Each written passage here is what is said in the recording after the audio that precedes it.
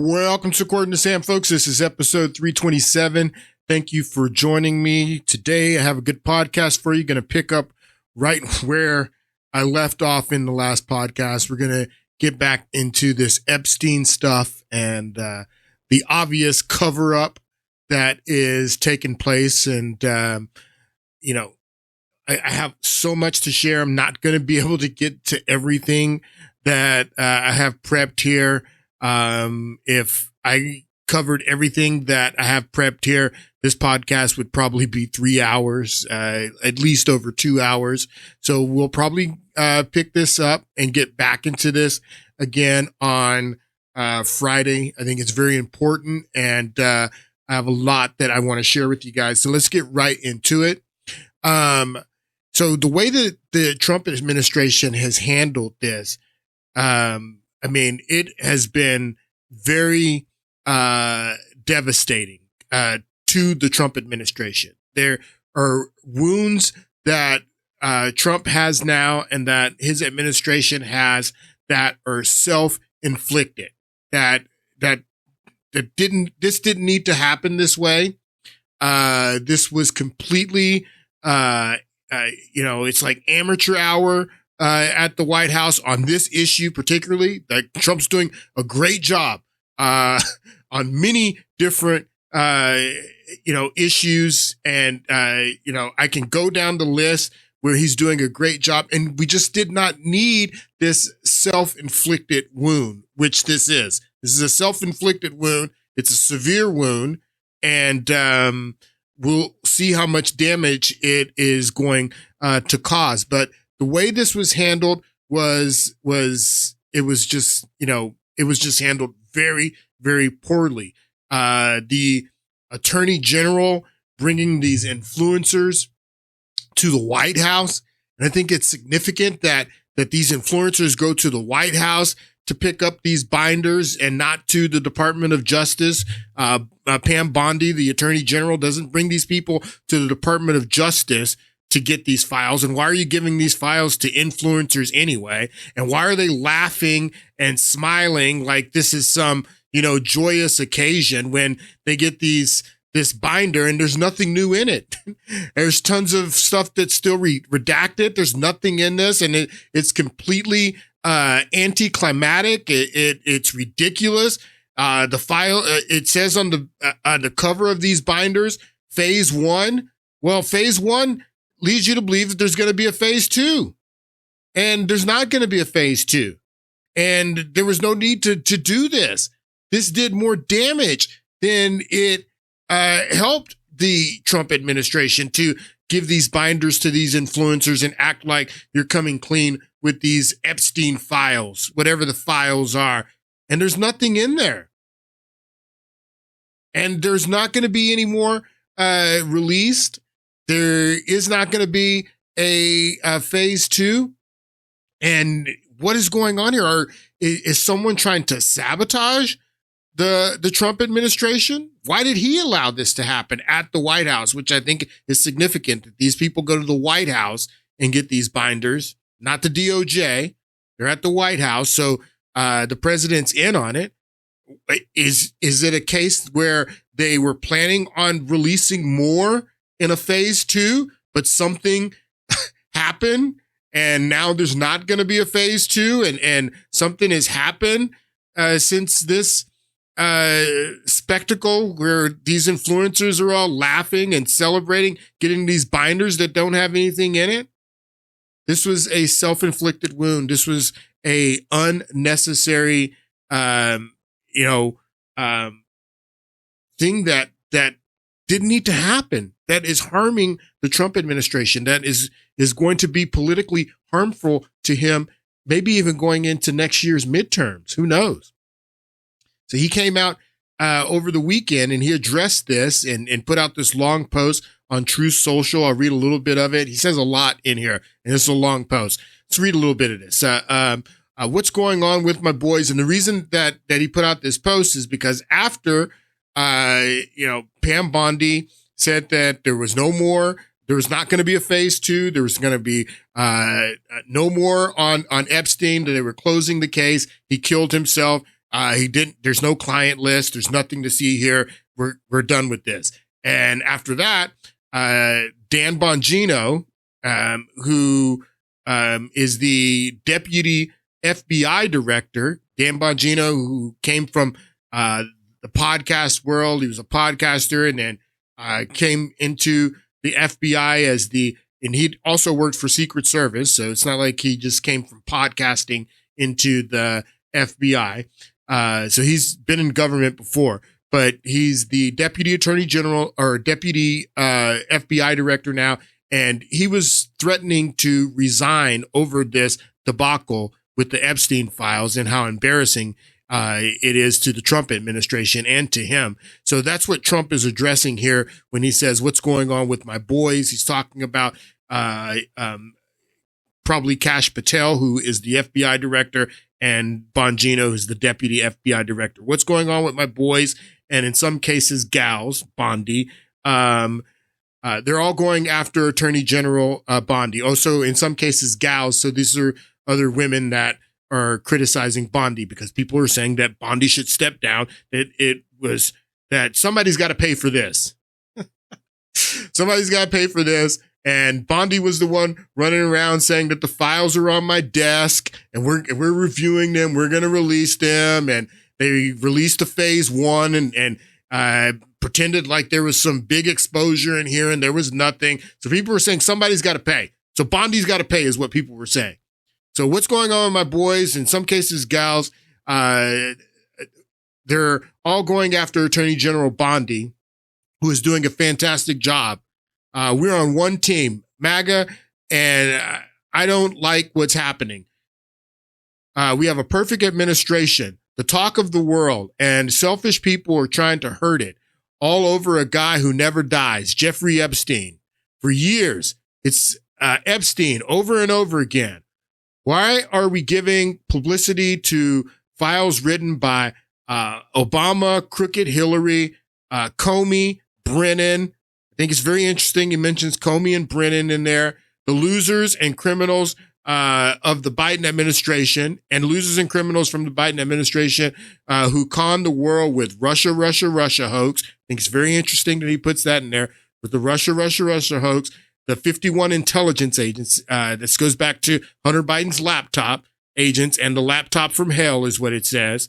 They created the Epstein files. He says all these deep staters, the Comey, Brennan, the 51 intelligence agents that lied about Hunter Biden's laptop, that these people are the ones who created the Epstein files, is what he says, just like they created the fake Hillary Clinton Christopher Steele dossier. Christopher Steele, MI6 agent, former MI6 agent, but you never really former MI6. So Christopher Steele, an intelligence agent who wrote a fake dossier, all going back to Russia, and trying to frame Russia and launch the Crossfire Hurricane investigation. We talked about all this in the last podcast.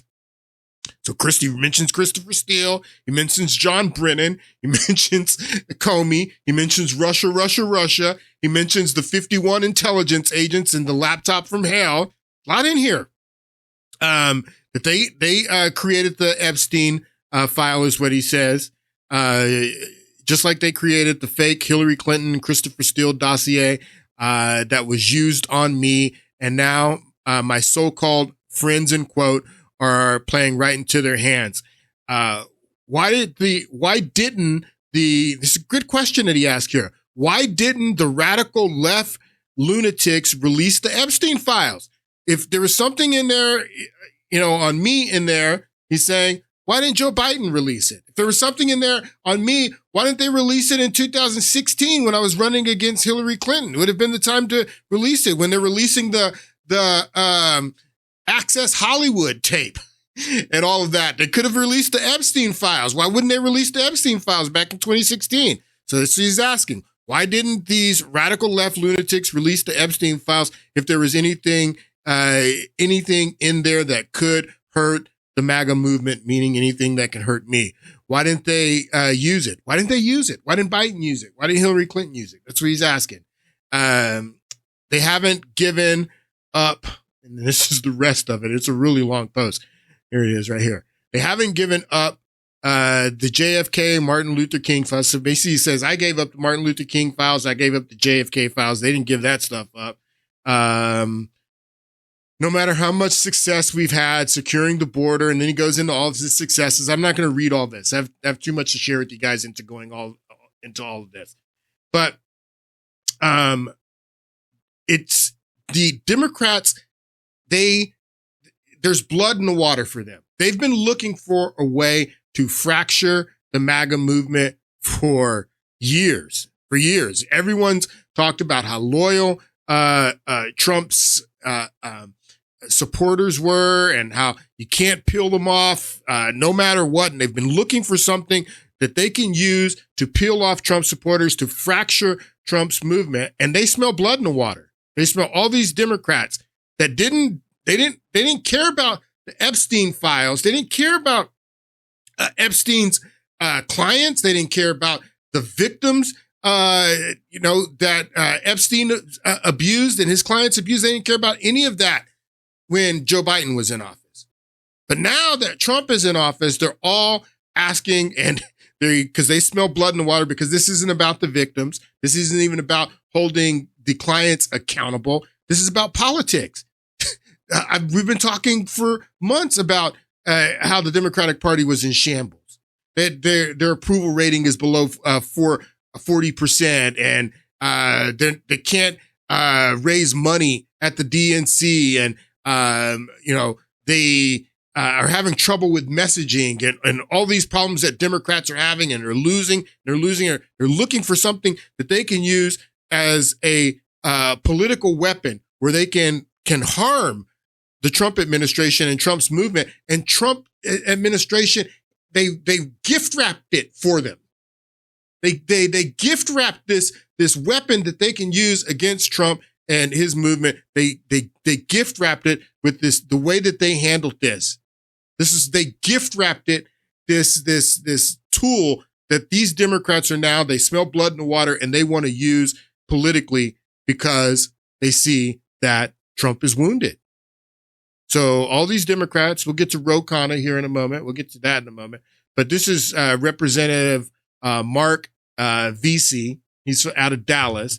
And he says here in this post, either Donald Trump and his acolytes fueled rumors of the significance of these Epstein files to help his campaign, or something is there. That's why on Monday, I'll introduce a resolution demanding the Trump administration release all files related to the Epstein case. Put up or shut up.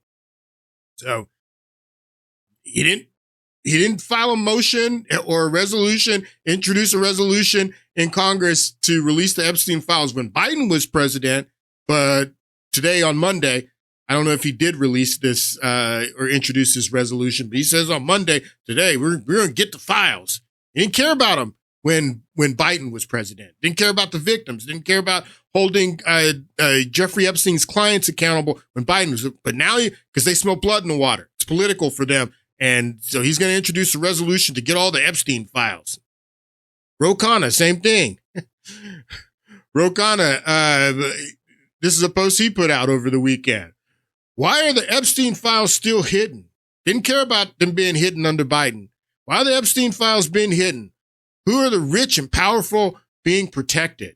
On Tuesday. So VC is going to introduce a resolution on Monday.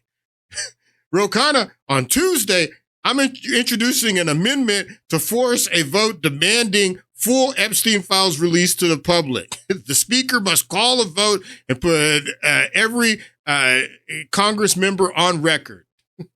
So we'll see what's going to happen tomorrow. But I know one thing. I know Ro Khanna didn't introduce this amendment when Joe Biden was president. He didn't care about the victims. Didn't care about holding the rich, powerful people he mentions here.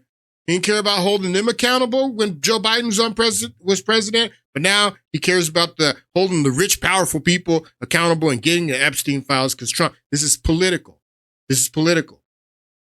Laura Trump, Trump's daughter-in-law, she was on a podcast today with, I forget this guy's name, this podcaster. What's his name?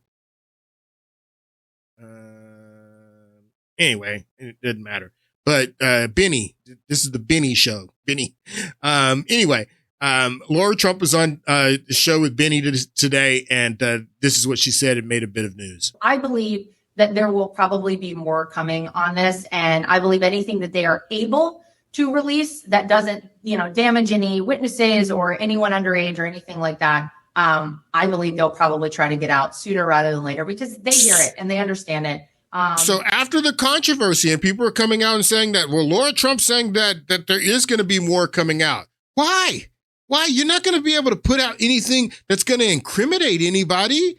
I mean, and if you have something like that, why don't you put it out in the first place without causing all this controversy? This is just still more self-inflicted wounds. Why are you even, he put out this big post over the weekend telling everybody to get over it, and that Epstein needs to die. He won't die.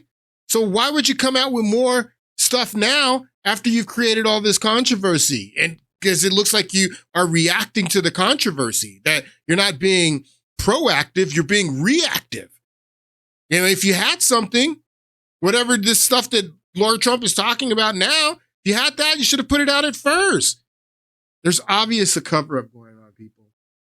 And again, the Democrats smell blood in the water. They feel like they can use this, and they're going to use it. And the only question is how effective is it going to be?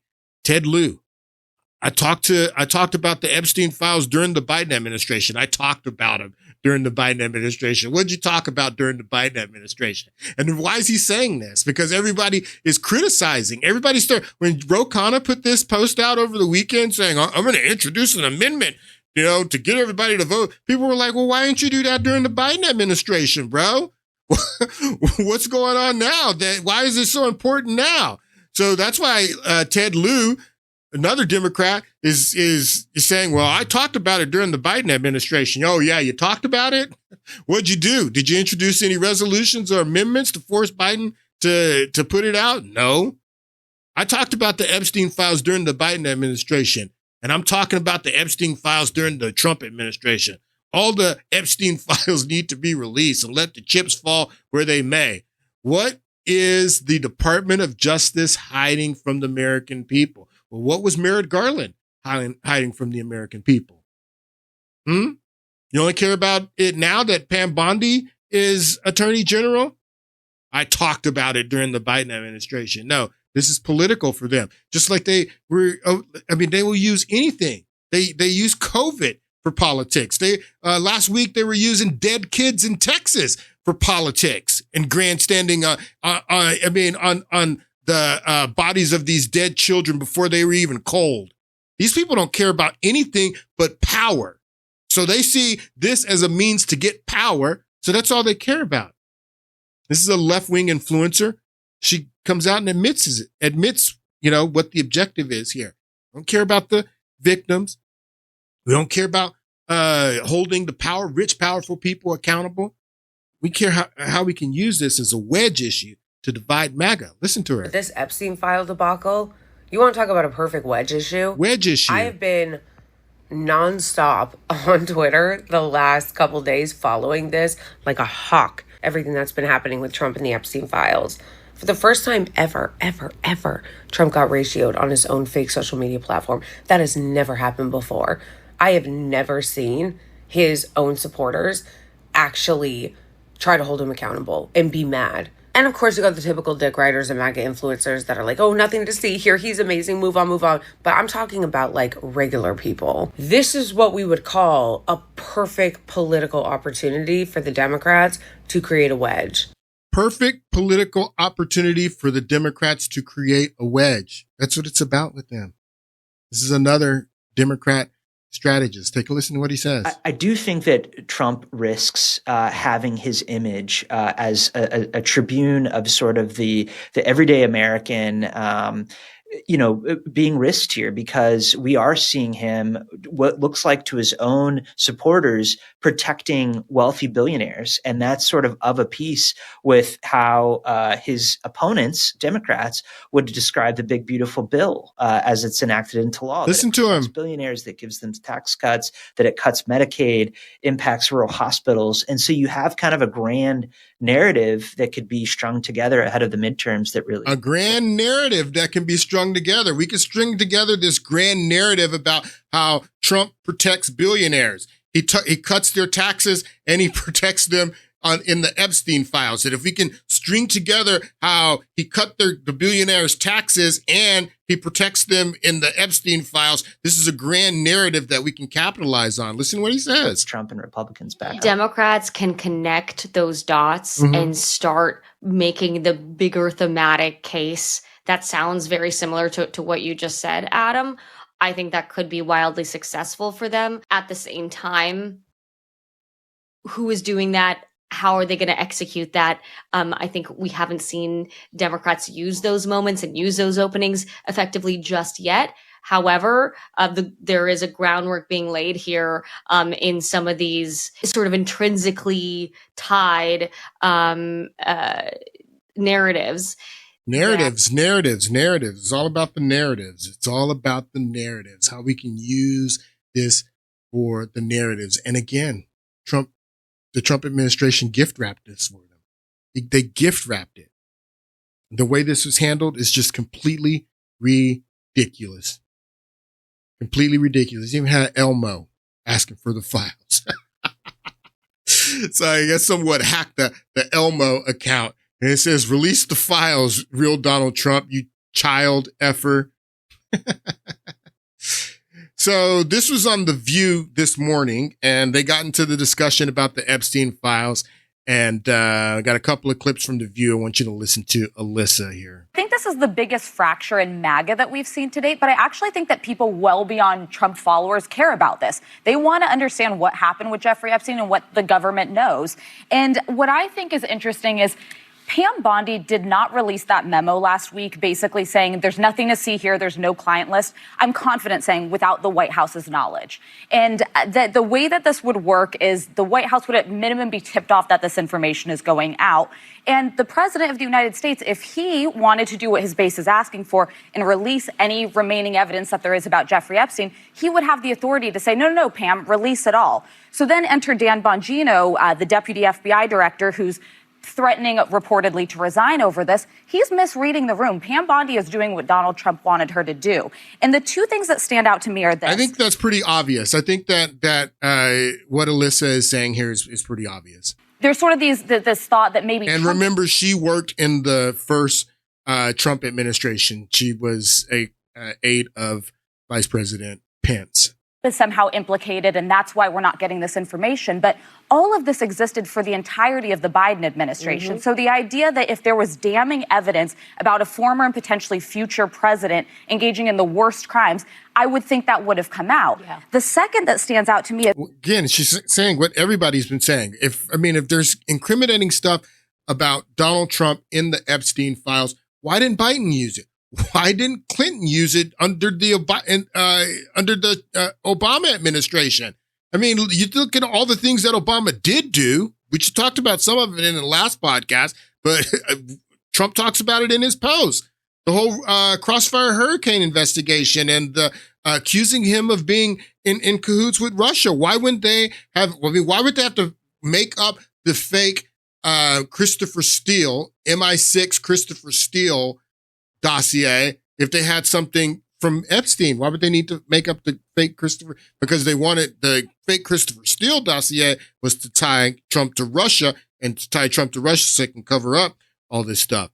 So the idea that if there was damning evidence about a former and potentially future president engaging in the worst crimes, I would think that would have come out. Yeah. The second that stands out to me is Donald Trump never really talked about Jeffrey Epstein. I looked it up. It was maybe 5 times in close to a decade. But all these people he surrounded himself with talked about him constantly. I'm talking hundreds of times. They made their profiles. They made their names. His own vice president on saying, we're going to get to the bottom of what Jeffrey Epstein did. So there's just like math that isn't adding up. And I think the public just feels genuinely lied to. We know Epstein was a really bad dude. We know he committed crimes, but the facts that they're giving us after years of saying there is a there and there's more information is just not good enough, and it's not going to go away. Yeah. Yeah, it was a self-inflicted wound.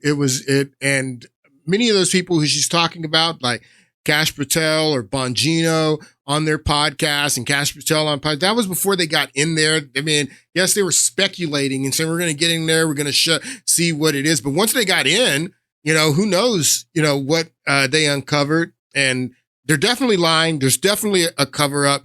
But we're going to ask the question, why? Why are they covering up? And I've come up with four reasons that the Trump administration could be lying to us, which they obviously are, and covering up. There's four reasons that I want to explore here in a moment, but let's listen to Sunny Hostin. Here we go. In 2002, he told New York Magazine, I've known Jeff for 15 years. In 2002, okay, that's very important.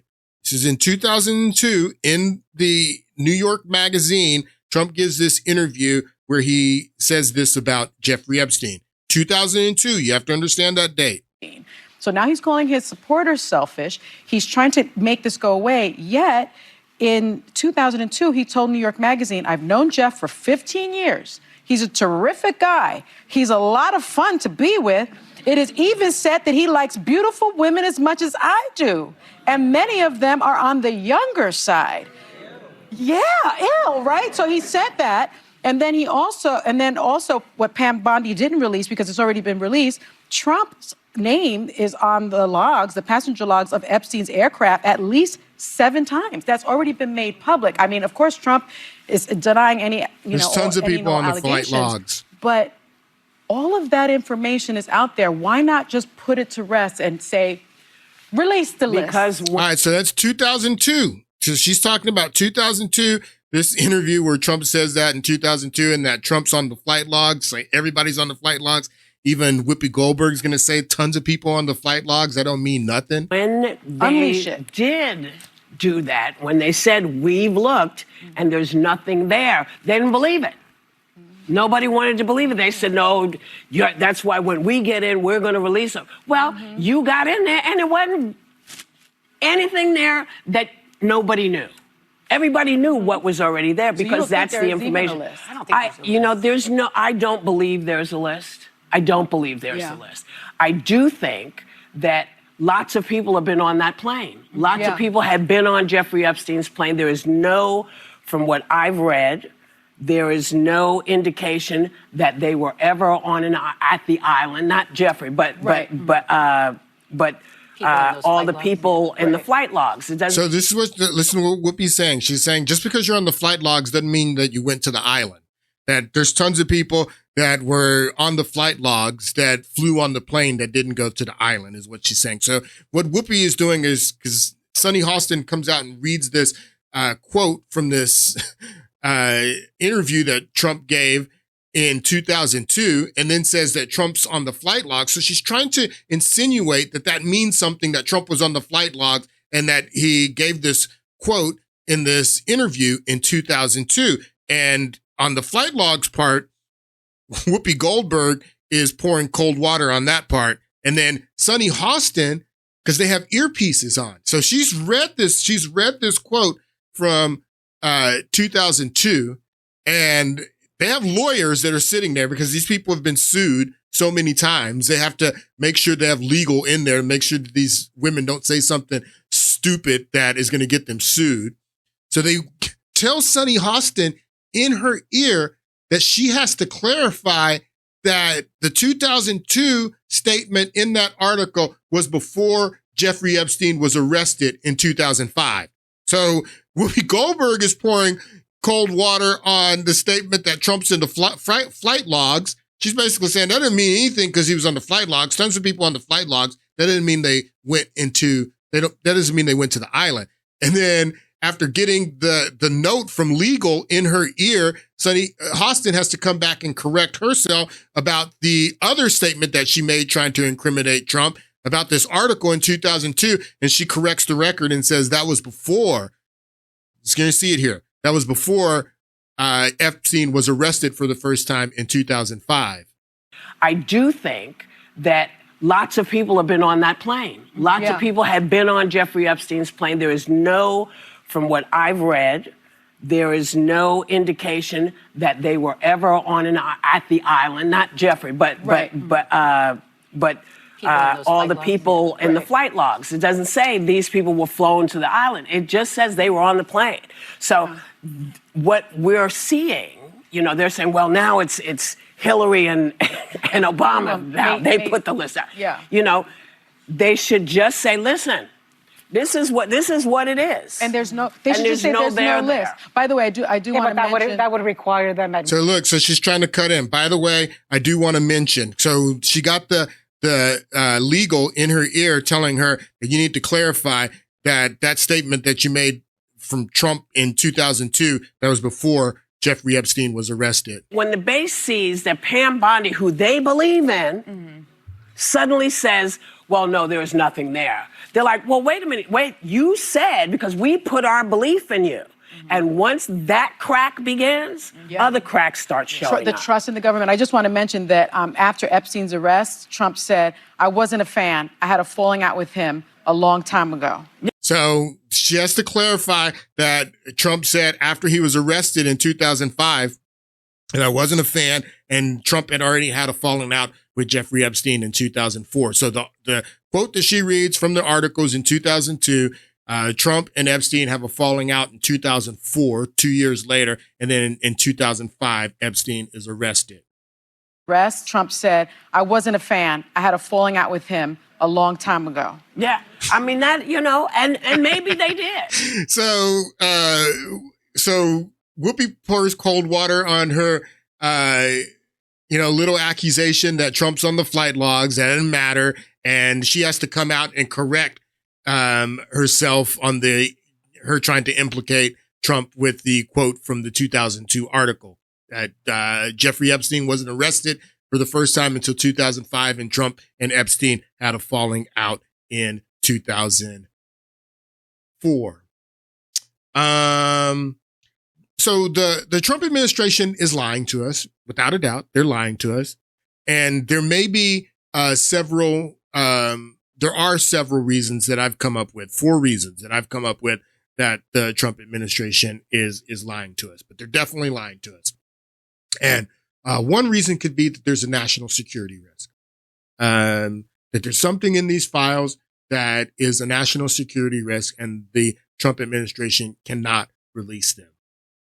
A second theory, or a second reason that the Trump administration is lying to us and not releasing the client list and all of the files and videos that they have, is because of what podcaster Tim Dillon says here. Take a listen. I think Trump knows they'll kill him. I think Trump knows that they'll kill him. I think he does. Truly, I believe he knows that. I believe he knows that the people that killed all of those people would find a way to kill him. So I think that's a valid theory, that the reason that they're lying to us, which we know they're lying to us, but the reason they're lying to us is because that Trump has been threatened. His family has been threatened. These are very powerful people from not only here in the United States, powerful people from all over the world. Prince Andrew, members of the British royal family, and probably royals from other countries as well. And they've probably threatened, maybe, this could be a reason that Trump is not releasing the files, is that he's been threatened, his family's been threatened. So either it's a national security risk, or here his family have been threatened. The third reason is the one that the Democrats are all promoting and trying to use, for political leverage to drive the wedge in the MAGA movement, is that Donald Trump is in the files, and there's something in the files that implicates him. There's something in the files that shows that he was one of Epstein's clients. So those are the 3 top reasons that Trump is lying to us and not releasing these files. Either national security, either he's been threatened by these powerful people, or or either he's in there as a client and he's trying to cover up for himself.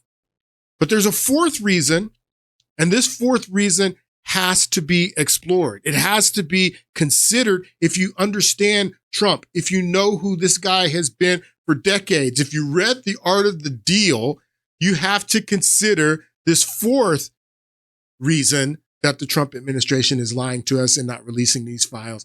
And Representative Jamie Raskins is here on this podcast, and he gives you the fourth reason. Take a listen. So either Donald Trump is protecting himself because he's on it, and or he's protecting other people who are on it, and or there are people that he wants to have leverage over.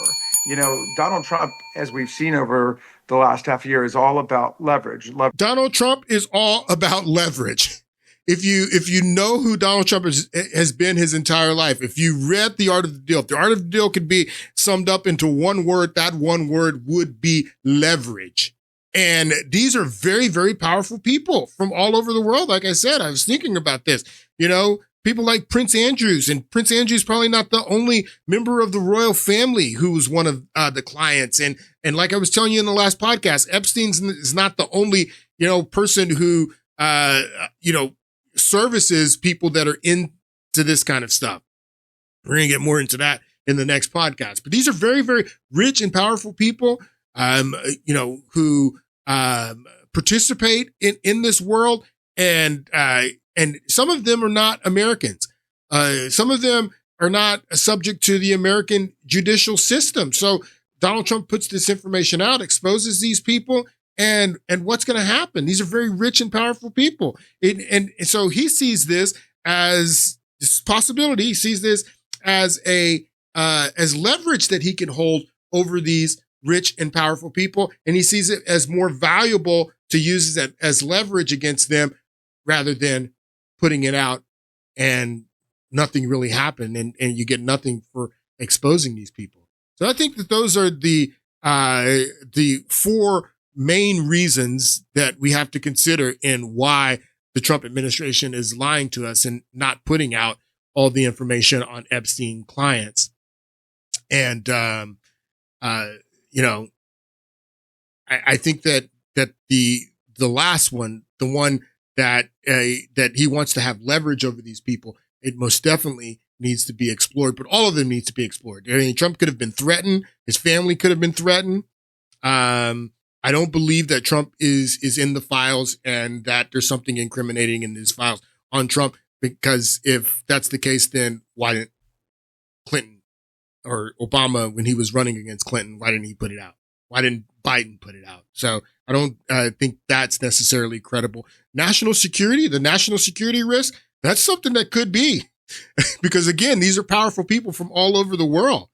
But and again, let's listen to more. Protecting other people who are on it, and or there are people that he wants to have leverage over. You know, Donald Trump, as we've seen over the last half year, is all about leverage over the law firms.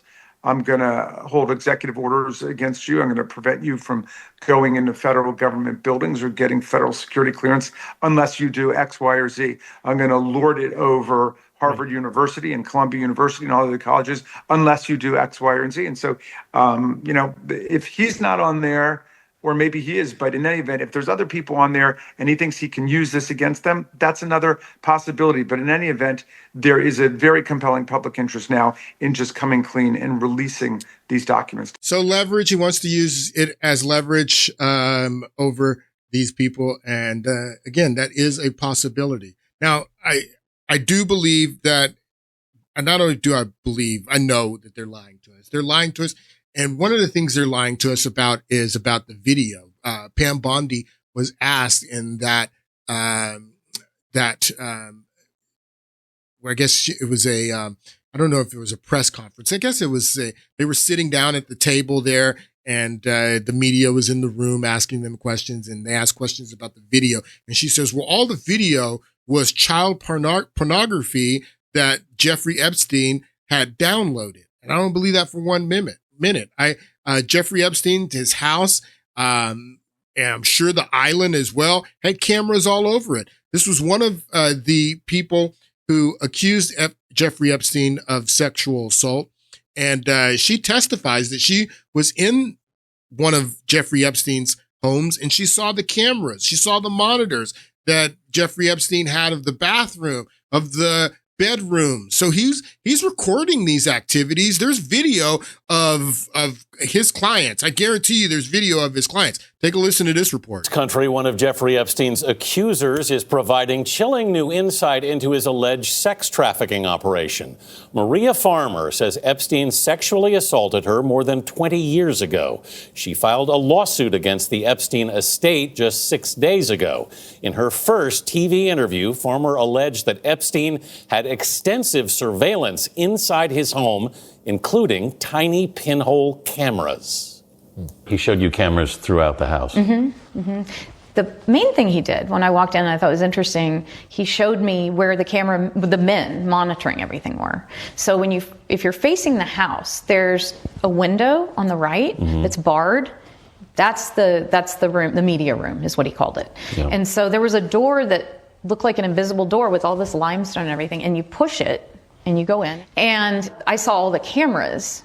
What it was like old televisions, basically, like stacked, but they were monitors inside this cabinet. In the media room, she saw all of the monitors, and the monitors were showing cameras throughout the house she's going to say here, of the bedroom, of the bathroom. Men sitting here, and I looked on the cameras, and I saw toilet, bed, toilet, bed. I'm like, I am never going to use the restroom here, and I'm never going to sleep here. It was very obvious that they were like monitoring private moments. So there's video. So she believes there's video. Are tapes. The question is, who has them? So who has the tapes? There are tapes. Who has them?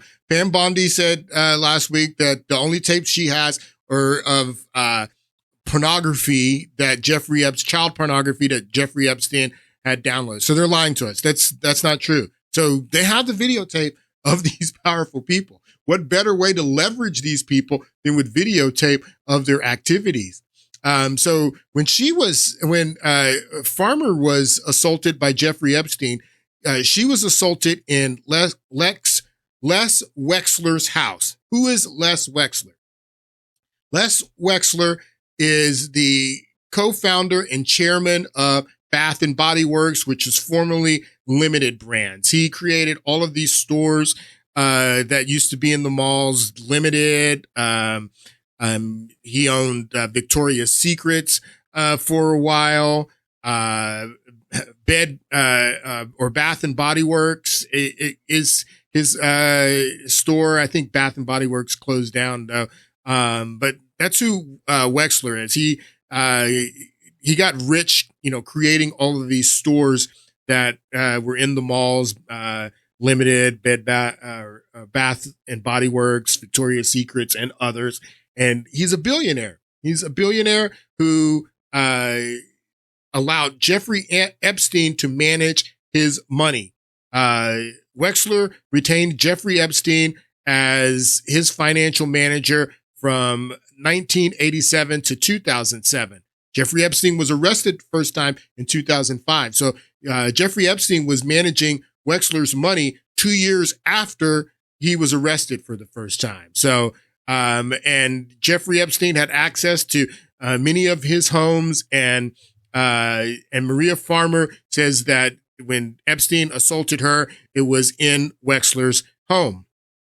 Wexler happens to be of Jewish descent, which is very important because many of these people around Jeffrey Epstein are Jewish and of Jewish descent. And if you'll see here that Wexler's parents are Russian Jews, and he's a Jew. And it's very important because a lot of these theories around what's going on with Epstein has to do with Israel and, more importantly, Israeli intelligence. I have this clip about Wexler.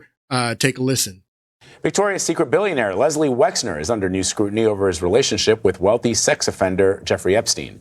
In a series of interviews with the Washington Post, accuser Maria Farmer says she blames Wexner for Epstein's alleged assault from 1996. Farmer says that she was molested by Epstein and his associate, Ghislaine Maxwell. She says that the assault happened on Wexler's property at the hands of his employees. Jonathan O'Connell joins us now from Washington. He's a business reporter for The Washington Post and has been following this story. So, Jonathan, explain what Maria Farmer is alleging. She was living in Jeffrey Epstein's house during the summer of 1996, where he gave her space to work on her artwork. She was a painter. And this is a house that's on this enormous estate owned and built by Leslie Wexner. So that's how she got into the house. That's how she saw the media room with all the monitors. She saw the cameras. She was living in the house. He let her live in the house so she could do her artwork, and then he molested her. He gave her space to work on her artwork. She was a painter. And this is a house that's on this enormous estate owned and built by Leslie Wexner, who is the founder of the company that owns The Limited, Victoria's Secret, and other large clothing brands. And she says that during that entire summer, she was under very close scrutiny, that there was high security around her. Her movements were limited quite closely by the family. Look how creepy this guy looks. Look at this guy's face. And she says she holds Mr. Wexner accountable for the situation she was in. And so what's that situation? She says she was sexually assaulted by whom? By Jeffrey Epstein and Miss Maxwell. And she says she immediately ran upstairs after the assault, closed herself in a room, called the local sheriff's office. And this is a complicated situation because the sheriff's office at that time was contracted by Wexner to be guarding his entire estate. Wow. So she says that when she called the sheriff's office, they said, well, we already have people there, but that nobody came to help her. So the sheriffs covered up because they were on the bankroll of Wexler. So these are powerful people. These are powerful people, billionaires. He's the richest man in Ohio. And Epstein was managing his money 2 years after Epstein was arrested for the first time. And again, he's of Jewish descent. A lot of these people are of Jewish descent. And this is creating a lot of conspiracy theories around Israel and Israeli intelligence, Mossad. Ghislaine Maxwell, her father was a spy for Mossad. So a lot of people are theorizing that this has something to do with Israel. And going back to the theories, the 4 theories, the cover-up, why is the Trump administration lying to us? It has something to do with national security. It has something to do with Trump being threatened, his family being threatened, or it implicates him, or he's using it for leverage. So a lot of people are theorizing it has something to do with Israel because all of these people that are involved are of Jewish descent. People are putting out AI videos like this. Take a listen. Breaking news about the Epstein case. Turns out there is no client list, like, at all. Seriously, they sure fooled me. Shapiro-Stein, take it away. Shapiro-Stein. Shapiro-Stein, take it away. Like, at all. Seriously, they sure fooled me. Shapiro-Stein, take it away. At Epstein Island, it turns out all of the people that were trafficked here just didn't exist. After all, the dude isn't even alive to tell us anymore. Jenny, back to you. We're here outside of that dude's wife's prison holding the first person ever to be convicted of trafficking to nobody. I'm here with Ghislaine, serving 20 years for having imaginary friends, thousands of Epstein victims, but 0 clients. How are you? I 100% deserve this. True. Where's the client list? Israel is our greatest ally. What do you think of the verdict? How about I ask how much I got paid? No other.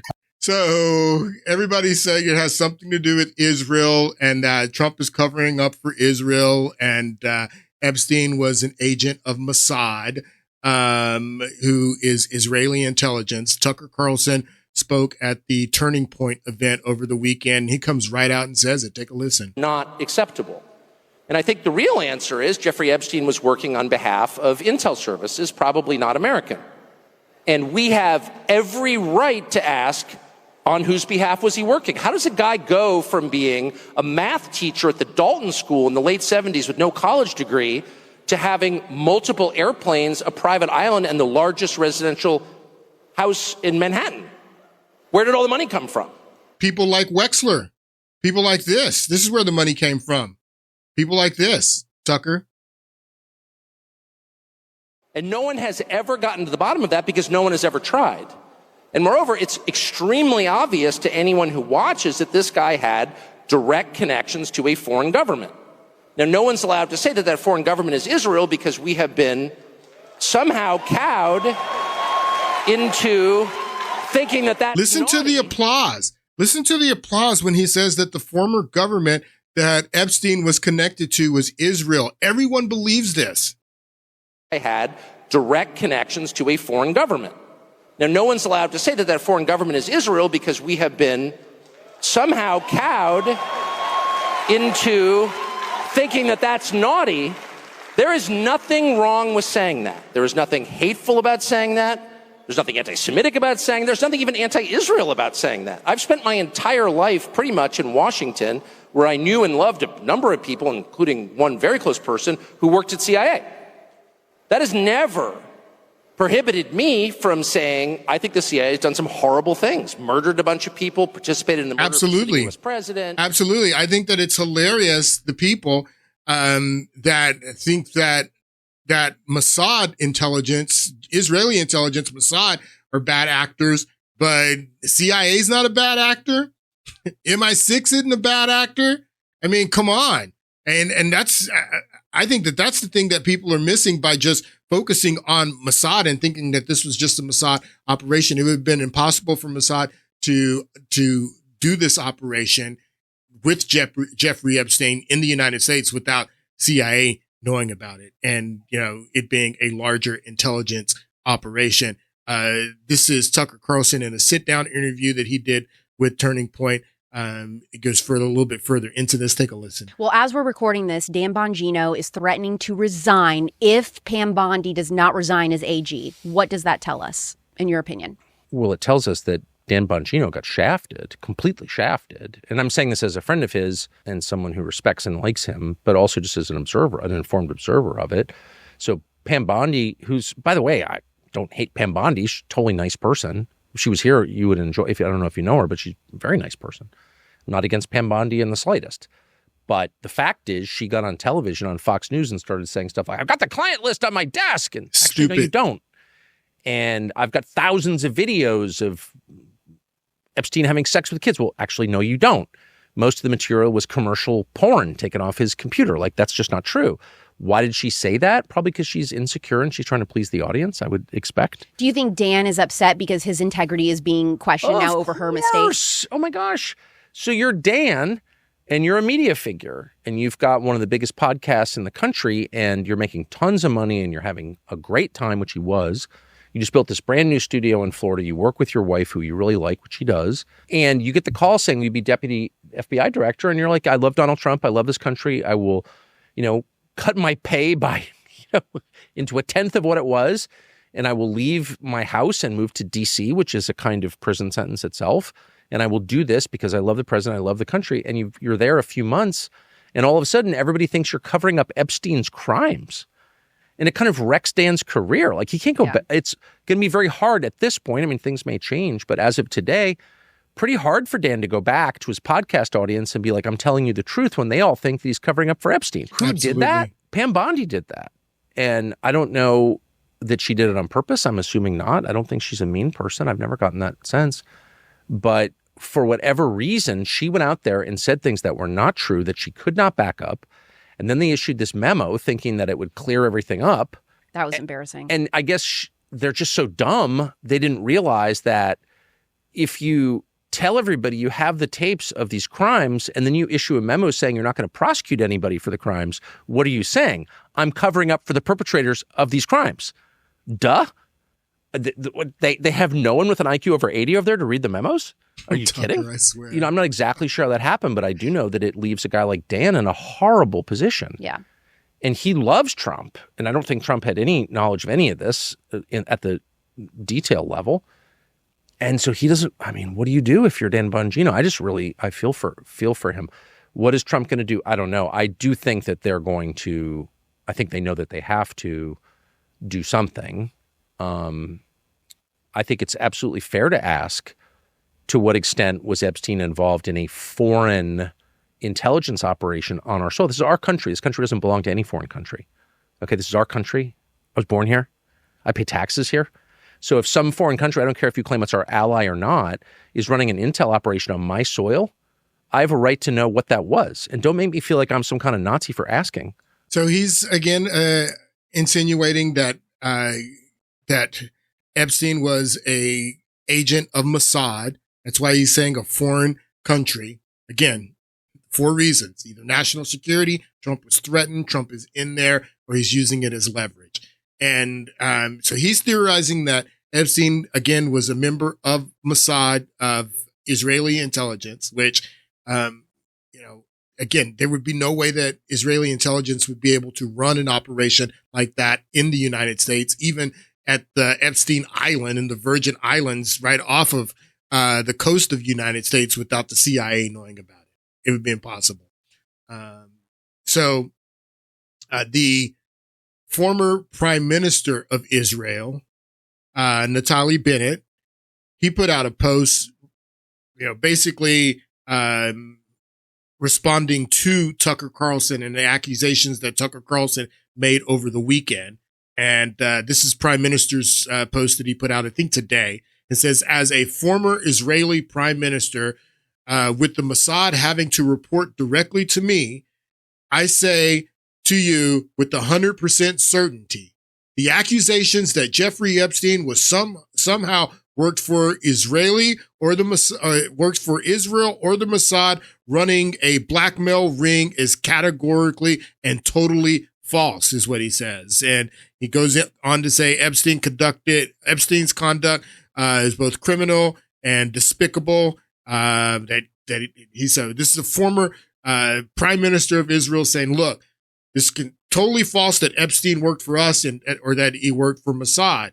And then Megyn Kelly, responding to him, says the U.S. attorney who spiked the case, Alex Acosta, who worked in the first Trump administration, Alex Acosta, he's the very first attorney that arrested Jeffrey Epstein when he was first arrested in 2005, Alex Acosta. U.S. attorney who spiked the case, Alex Acosta, is on record saying Epstein was an intel agent and that he was told to get rid of the prosecution. If Epstein was an agent, it was clearly either for the U.S. or Israel. Both deny it. It was probably both. He's probably working for both. What would you expect them to say? He had multiple odd Israeli connections, which is true. This denial is meaningless, is what Megyn Kelly is saying. So he either worked for CIA, United States intelligence, or he worked for Israeli intelligence. Both of you deny it. But he has, tons of Israeli connections, tons of connections to Jews. There's tons of Jews that are in his circle. So Megyn Kelly is saying basically this denial by the former prime minister is meaningless. It means nothing because she's absolutely right. Alex Acosta says, I was told Epstein belonged to intelligence and to leave it alone. I was told to leave it alone. This is Alex Acosta. He's the one who made the very first arrest of and prosecution. Well, he was trying to prosecute Epstein in 2005, and he was told to leave it alone. I was told that he was an intelligence official. So if it's not Mossad, who is it? Who is it if it's not Mossad? And that's what I was trying to get into in the last podcast, talking about Tony Podesta and John Podesta and Podesta's emails. That this is bigger than just Mossad. This is bigger than Epstein. This is a big deal. And what we learned from John Podesta's emails, this is raw. This is raw information, raw, if you want to call it, intelligence that came from his emails that were hacked and then leaked by WikiLeaks. And you can word search and you can look through all the creepy stuff that this guy's using and code words that he's using because of the activity that they're involved in. And nobody's looked at that. No one in the media has reported on that. The only thing they wanted to report is that it was Russia and that Russia is responsible for this because they were using Russia to cover up for the emails and what was in Podesta's emails, just like they used Russia to cover up for Hunter Biden's laptop. This was a Mossad. This was 51 U.S. intelligence agents saying that, just like they said that John Podesta's emails and coming out were consistent with Russian activities and Russian disinformation. They said the same thing about Hunter Biden's laptop, that it was consistent with Russian activities and Russian disinformation. And what was on Hunter Biden's laptop?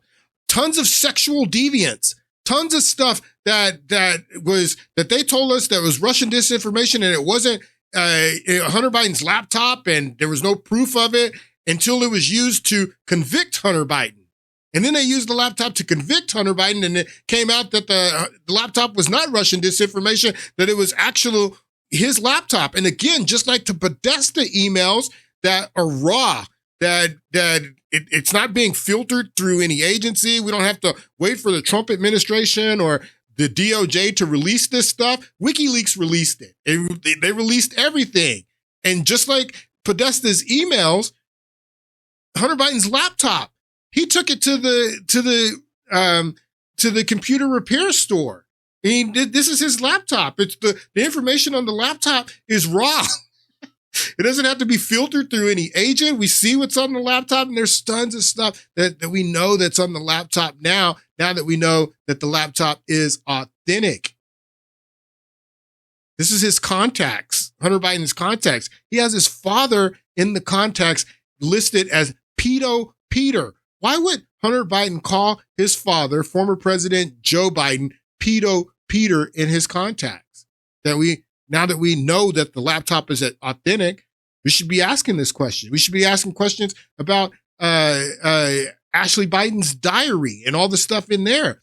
But this was covered up. The laptop was covered up by our intelligence agency. And they said that it was Russian disinformation. Just like the Podesta emails were covered up by our intelligence agents saying that it was Russian disinformation. So who was Epstein working for? I've heard someone recently say that Israel Mossad is the sixth eye. And I thought that it was brilliant because they were talking about Five Eyes. The Five Eyes intelligence agencies are the five English-speaking intelligence agencies that work together that create Five Eyes. Five Eyes is Australia, Canada, New Zealand, the United Kingdom, and the United States. All five of those intelligence groups make up the Five Eyes and they all work together. They all work together. And I heard someone last week refer to Mossad as the sixth eye. Mossad's the sixth eye. So what was going on with Epstein? Well, we're going to get back into this in the next podcast. We're going to talk about the intelligence connections and who Epstein was actually working for. Which intelligence agency was he working for? Because, I mean, it's pretty obvious he was working for one intelligence agency. Acosta even said, I was told to cut the prosecution of Epstein in 2005 because he was intelligence. So we'll talk about that on Friday. I hope you guys have a great week, and I'll see you on Friday.